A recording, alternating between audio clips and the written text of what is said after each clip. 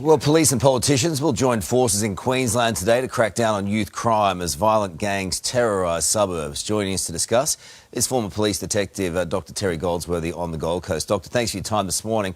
Look, the police commissioner will meet with the Premier today. GPS trackers, expanded police powers will all be discussed. The time for talk is surely over. An action plan needs to be rolled out.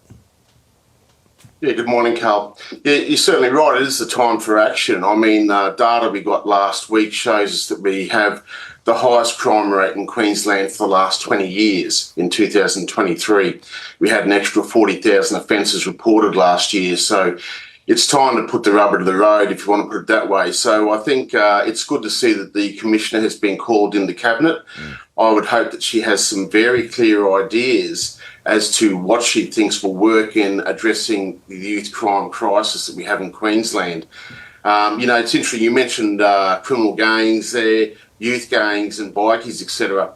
One of the things I'd like to see is the consorting laws, which Queensland Police put out as their number one tool for fighting the bikies, expanded to be able to be used on serious repeat offenders, youth offenders. At the moment, we can't use those laws on consorting laws on children. So I think things like that need to be put on the table, need to be discussed, and I would hope the government would support the police. Well, you absolutely have to have those changes in the judicial system, otherwise they're just back on the streets.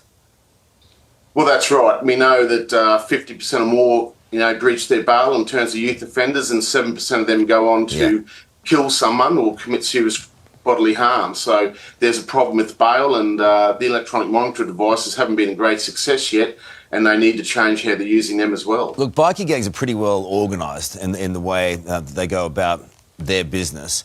Are these youth gangs as well organised, and why haven't we been able to get through to any kind of leadership, or is it more random?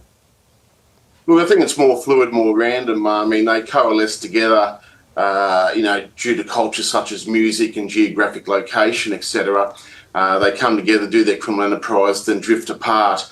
Gangs like bikies, the criminal cartels from overseas, etc., are much more structured, long-term organisations, I think, that you'll see.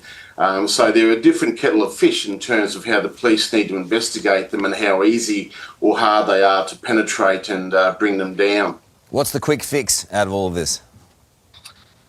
Money, resources, more police and stronger laws, I think, are the key issues that need to be sorted out, and the government needs to get on board with what the police want and not be resisting it. Good call. Good to talk to you.